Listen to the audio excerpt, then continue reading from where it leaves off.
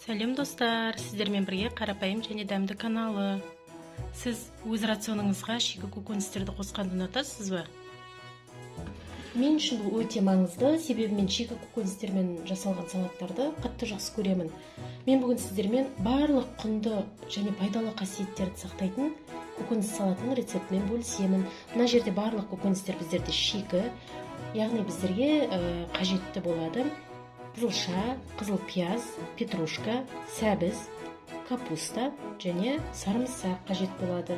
Енді біздер бұл көкөністерді корей салатының теркасымен өткізетін боламыз.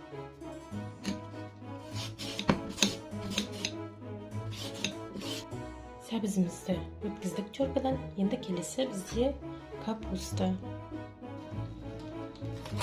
Капустамызды соломкой етіп тураймыз.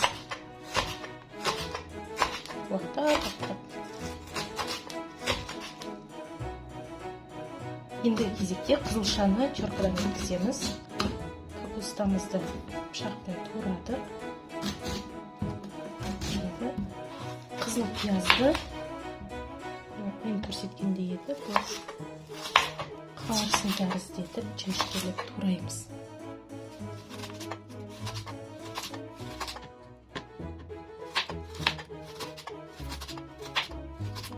Теркадан өткізген көкөністерімізді ыдысқа саламыз.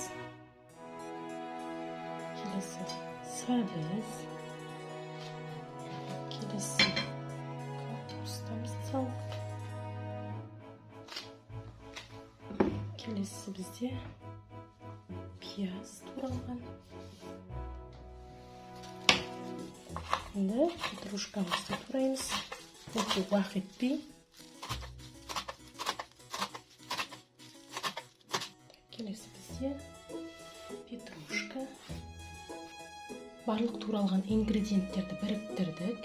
Енді осы салатымыздың дәмін келтіретін соус дайындаймыз. Ол үшін соусты араластыратын ыдысымыз зәйтүн майын құямыз, лимон шырынын қосамыз, және де кішкене дәміне қарай қара бұрыш саламыз.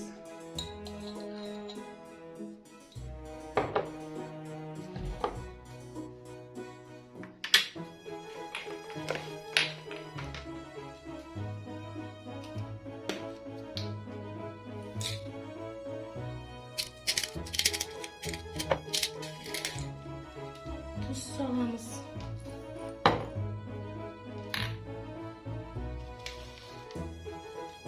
Жұпар жаңғағы,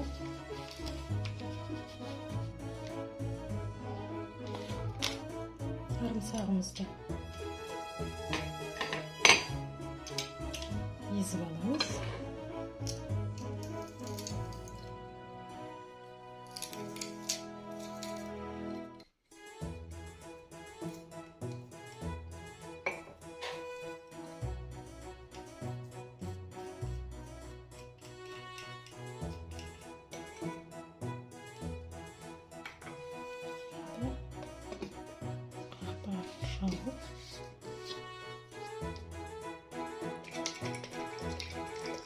Араластырамыз жақсылап.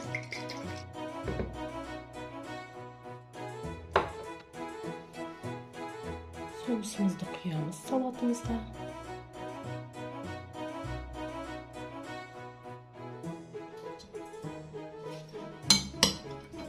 Соусымыз әбден сіңетіндей етіп араластырып шығамыз.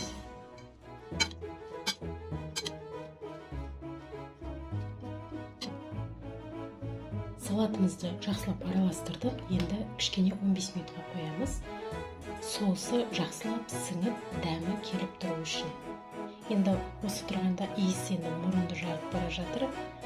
Дәмі керемет болып шықты деп ойлаймын. Қазір 15 минуттан кейін қараймыз. 15 минутымыз өтті. Енді салатымызды салып, дәмін қараймыз.